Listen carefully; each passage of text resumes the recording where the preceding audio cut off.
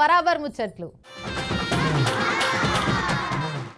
కొన్ని జాగలు మెల్లమెల్లగా ఫేమస్ అవుతాయి, ఇంకొన్ని జాగలు అనుకోకుండా ఫేమస్ అవుతాయి.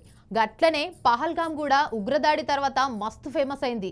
ఇప్పుడు మంది కూడా మస్తుగా వస్తున్నారు చూడనీకే. అందుకే సర్కార్ కూడా బందోబస్తు గట్టిగానే చేసింది. మీరు కూడా చూడుర్రి పర్యాటక ప్రాంతం అందాలు.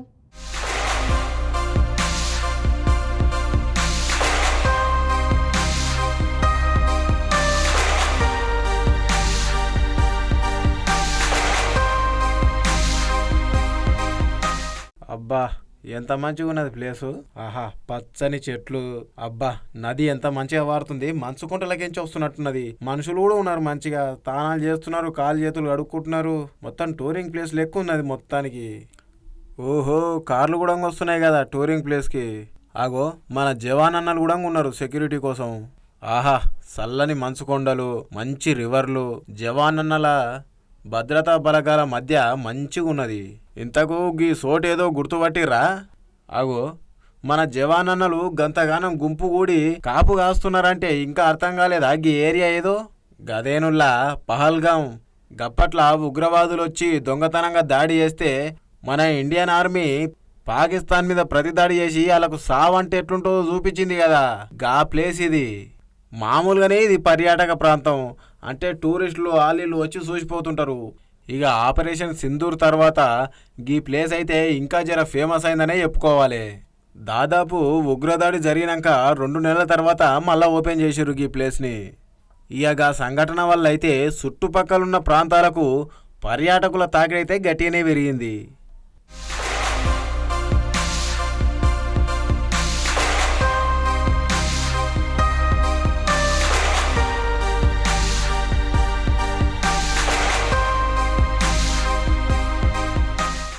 చూడడానికి వచ్చిన వాళ్ళంతా మంచిగా సెల్ఫీలు దిగుకుంటా ప్రకృతి అందాలను, దూరంగా కనిపించే మంచు చెట్లను, గా నదులను, నదుల పక్కన ఉండే రాళ్ళను చూసుకుంటా మస్తు హ్యాపీ ఎంజాయ్ చేస్తుర్రు.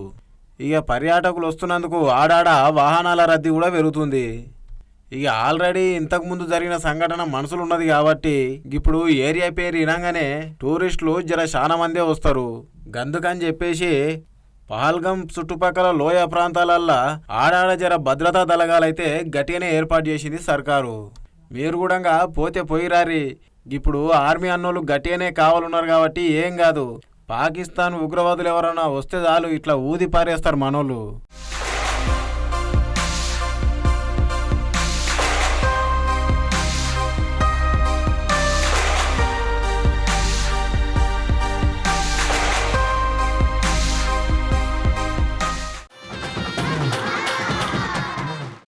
మా సీనుగాడు రోజు ఏదో ఒక ముచ్చడం ముంగలేసుకుంటుండు. ఇవాళ ఏం జోలు పెట్టిండో చూద్దాముర్రి. Hi Madhu, how are you? Fine. Madhu, Gaddar awards అయినాయి కదా, ఒక్కొక్కరు ఒక్కొక్క విధంగా మాట్లాడుకుంటున్నారు. అసలు నువ్వేమనుకుంటున్నావు ఈ అవార్డ్స్ గురించి? ఏమనుకోవట్లేదు. ఎందుకని? ఏమనుకుంటాం, ఇప్పుడు గద్దర్ పేరు పెట్టిరు, గద్దర్ అవార్డ్స్. గద్దర్ ఏ భావజాలం కోసం అయితే పోరాడిండో, గద్దర్ ఏ సమాజం కోసం అయితే పోరాడిండో ఆ దిశగా కాకుండా గద్దర్ ఏ సంస్కృతికి అయితే వ్యతిరేకంగా పోరాడిండో ఆ సంస్కృతిని తీసుకొచ్చి ఆ సంస్కృతి వాళ్ళకు మీరు గొప్పోళ్ళు, మీరంత తోపులు, మీరు తురుములు అని చెప్పేసి గద్దర్ పేరు మీరు అవార్డులు ఇస్తున్నప్పుడు అక్కడ గద్దర్కి సంబంధించినటువంటి కళ, గద్దర్కి సంబంధించినటువంటి పాట ఒక్కటన్నా లేనప్పుడు గద్దర్ చూసి ఇన్స్పైర్ పొందిన వాళ్ళు, గద్దర్ బాట వెంబడి నడిచేవాళ్ళు, గద్దర్ పాటను ఇంకా బతికించే వాళ్ళు ఆ వేదిక మీద ఒక్కరు కూడా లేరు. ఎందుకంటే గద్దర్ ఏ సంస్కృతికి వ్యతిరేకంగా పోరాడిండో, గద్దర్ ఏ భావజాలానికి వ్యతిరేకంగా పోరాడిండో వాళ్లకు అవార్డులు ఇస్తూ దాంట్లో ముందుగా ఆహ్వాన పత్రికల గద్దర్ ఫోటో వేయలేదట. మళ్ళీ తర్వాత అన్ని విమర్శలు వచ్చేసరికి అంత కామెంట్లలో పెట్టేసరికి అప్పుడు గద్దర్ ఫోటో పెట్టిరట.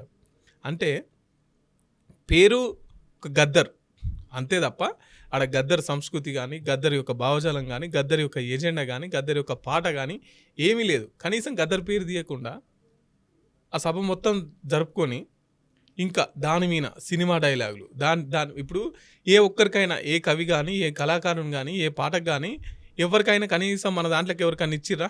మొత్తం సినిమా వాళ్ళకి ఇచ్చుకున్నారు. కానీ గద్దర్ ఆ సినిమా సంస్కృతికి వ్యతిరేకంగా, సామ్రాజ్యవాద సంస్కృతికి వ్యతిరేకంగా, ఆ పెట్టుబడిదారు విధానానికి వ్యతిరేకంగా పోరాడినోడు గద్దర్.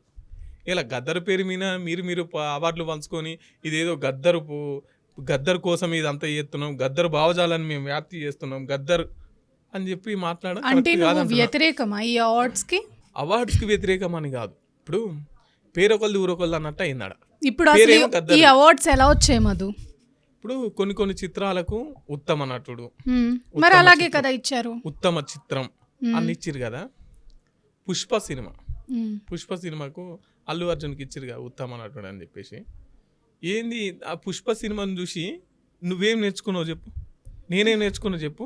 పోలీసు వాళ్ళని ఎట్లా కొట్టాలి, పోలీసు వాళ్ళని ఎట్లా బకరాలు చేయాలి, తర్వాత స్మగ్లింగ్ ఎట్లా చేయాలి. మధు, సినిమా అంటేనే ఒక చిత్రీకరణ. ఆ చిత్రీకరణ బాగుంది కాబట్టి ఆ పాత్రని అతను బాగా పోషించాడు కాబట్టి ఆ అవార్డుని ఇచ్చారు. అందులో తప్పేముంది? నేనేమంటున్నా, నువ్వు ఇవ్వడం వల్ల ఉద్దేశం ఏంటి? ఇచ్చి ఏ సంస్కృతిని పెంపొందిస్తున్నావు? సంస్కృతి సాంప్రదాయాల గురించి ఈ అవార్డ్స్ పెట్టారు. ఫైన్, ఇప్పుడు సంస్కృతి సాంప్రదాయాలకి అవార్డ్స్ పెట్టారు. ఉత్తమ నటుడు అంటే ఎవరైతే ఆ ఇయర్ లో మంచి సినిమా వచ్చిందో, ఎవరైతే బాగా చేశారో వాళ్ళకి అవార్డ్స్ ఇస్తారు, ఎవరైతే బాగా పాడారో వాళ్ళకి అవార్డ్స్ ఇస్తారు. అంతే కదా, చాలా సెలెక్టివ్ గా చేస్తారు. ఇప్పుడు అయ్యా అల్లు అర్జున్కి అవార్డు వచ్చిందని చెప్పేసి అన్ని పత్రికలలో అన్ని టీవీలలో వచ్చింది. అరే అల్లు అర్జున్ ఏ సినిమా తీసిండు, ఆ సినిమాలో ఏముంది అని చెప్పేసి ఆయనకు నటనకు అవార్డు ఇచ్చిరు కదా. అల్లు అర్జున్ లెక్కనే నేను చేస్తే ఊకుంటారా? పోలీసు వాళ్ళని బకరాలు చేస్తే ఊకుంటారా? స్మగ్లింగ్ చేస్తే అరే మరి వాళ్ళు చేస్తే నటన గొప్ప నటన అని చెప్పేసి ఇచ్చిరు కదా. మనం చేస్తే ఇక్కడ క్రైమ్ అవుతుంది కదా. ఎట్లా అల్లు అర్జున్కి వీళ్ళందరికీ అవార్డులు ఎట్లా? అవి మళ్ళీ గద్దర్ పేరు మీద అని చెప్పేసి చాలామంది వ్యతిరేకిస్తున్నటువంటి మాట. ఎందుకంటే అక్కడ కనీసం గద్దర్ది ఒక పాట కూడా వాళ్ళే, సినిమా వాళ్ళు వచ్చారు, సినిమా డైలాగులు చెప్పుకున్నారు, ఓ జయ జయ హే తెలంగాణ వాడుకున్నారు, వెళ్ళిపోయారు. కాబట్టి గద్దర్ని తలుచుకోవడం అంటే, గద్దర్ పేరు పెట్టుకోవడం అంటే గద్దర్ భావజాలాన్ని వ్యాప్తి చేయడం, గద్దర్ ఎజెండాను ముందుకు తీసుకెళ్ళడం, గద్దర్ ఏ లక్ష్యం కోసం అయితే పనిచేసిండో ఆ లక్ష్యాలను ముందుకు తీసుకెళ్ళడం. కానీ గద్దర్ పేరు పెట్టుకొని మేము ఇంతకుముందుకు ఎట్లా చేసిందో మళ్ళీ పాతదే రోత అన్నట్టు ఇంతకుముందుకు ఎట్లా చేసిరో ఇప్పుడు కూడా అట్నే చేస్తే ఆ గద్దర్కు అవార్డులకు పేరు పెట్టి కూడా నాకు తెలిసి ఉపయోగం ఉండదని నా ఉద్దేశం. ఈ అవార్డ్స్కి గద్దర్ పేరు పెట్టి వాళ్ళు తప్పు చేశారు అంటున్నావా, లేదంటే అవార్డ్స్ని కించపరిచే విధంగా వాళ్ళు ప్రవర్తిస్తున్నారని అంటున్నావా, గద్దర్ పాట తూటాలా గుచ్చుకోవట్లేదు అని అంటున్నావా? ఇప్పుడు గద్దర్ వెంబడి నడిచిన వాళ్ళు చాలా మంది ఉన్నారు. అవును, తెలంగాణ కోసం ఎంతో చేశారు ఆయన. వాళ్ళు ఎక్కడ కూడా ఆ వేదికలో లేరు, వాళ్ళు ఇన్వైట్ చేయలేదు ఎవరికి. ఇప్పుడు ఈ గద్దర్ అవార్డ్స్ సినిమా వాళ్ళకి ఇచ్చారు, దాంట్లో తెలంగాణ వాళ్ళకి ఎంత ఇచ్చారు, గద్దర్ భావజాలం ఉన్న సినిమాలకి ఎంతమందికి ఇచ్చారు, గద్దర్ భావజాలంతో పనిచేసే హీరోలకు ఎంతమంది ఇచ్చారు? అదే లేనప్పుడు ఎవరు ఏం చేశారు? గద్దర్ భావజాలంతో ఎవరు సినిమాలు తీశారు, ఎవరు పాటలు పాడారని ఇస్తారు? ఏం లేదు, అంత డొల్లా. నేను చెప్పేది అదే మధు. నేను ఒకటి చెప్పాలనుకుంటున్నాను, నువ్వు చెప్పింది నాకు అర్థమైంది. గద్దర్ పేరు పెట్టుకున్నందుకు ఆ అవార్డ్స్కి ఒక విలువ ఉండాలి, ఒక విశేషం ఉండాలి అని నువ్వు అంటున్నావు. నాకు అర్థమైంది. ప్రభుత్వం కూడా అటువంటి చర్యలు తీసుకుని ఈసారి నుంచి చేస్తే బాగుంటుంది. తెలంగాణ కోసం ఎవరైతే పాటుపడ్డారో, ఎవరైతే ప్రాణాలు వదిలేశారో వాళ్ళ పేర్లతో పెట్టిన ఆ అవార్డ్స్. గద్దర్ అంటేనే ఒక పాట, ఆ వైబ్రేషన్ ఉంటుంది చూడు గద్దర్ వాయిస్లో, అది ఇంకా గుచ్చుకుంటుంది అన్నమాట తూటలాగా. అలాంటి ఉత్తమమైన మనిషి పేరు పెట్టి అలా చేయటం కరెక్ట్ కాదు నువ్వు అన్నట్టు. కానీ ఎవరికి నచ్చినట్టు వాళ్ళు ప్రవర్తిస్తున్నారు, ఎవరు వేలో వాళ్ళు ఆలోచిస్తున్నారు.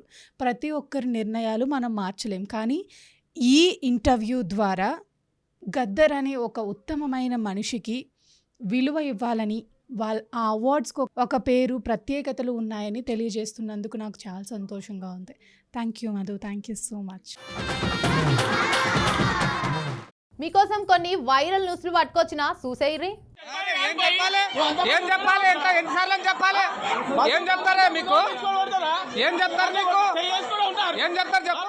ఓరక్క ఇదే పెద్దలోలే జరుగుతున్నది కదా. ఓగి అక్క ఘోరంగా మాట్లాడుతున్నది, ఈయన వరకు ఫోన్ కొడుతున్నాడు. అసలు ఏమైంది?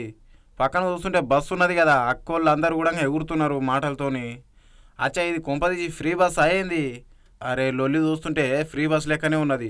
ఓహా ఈయన చూడు, ఓ కొట్టేపో అక్క.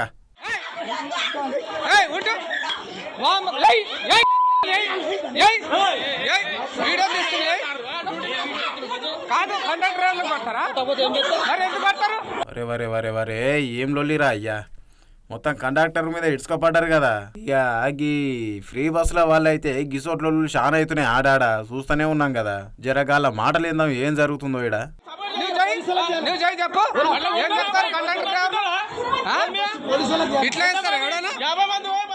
ఎవ్వ ఏమి రాయ్యా గట్ల కొట్టుకుంటారు ఫ్రీ బస్ పెట్టుకొని. ఆయన పక్కన ఎవరో ఉన్నారు కానీ వీడియో తీసుకుంటా ఎంకరేజ్ చేస్తున్నాడు. ఫస్ట్ ఆయన కడ్డట్టున్నాయి ఈ అక్కోళ్ళ చేతుల. మాటలు కూడా ఏం వికారంగా మాట్లాడతలేడు ఆయన. అసలు కొట్టిన వాళ్ళ తప్ప కొట్టించుకున్న కండక్టర్ తప్ప అంటే ఇక సిచ్యువేషనే గట్లున్నది. మరి ఊకే సప్పుడు కాకుండా ఎవరి పైసలు పెట్టి టికెట్ తీసుకొని పోతే గీ గొడవనే ఉండదు.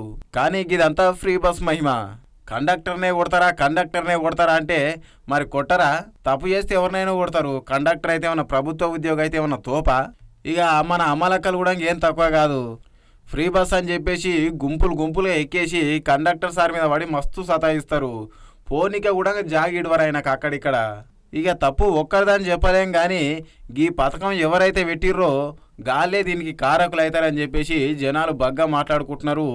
గీ వీడియో తీసి నెట్లో పెడితే ఇట్లా వైరల్ అయింది. మీ కళ్ళ ముందు పట్టుకొచ్చిన చూడుర్రి లొల్లి ఎట్లా అవుతుందో.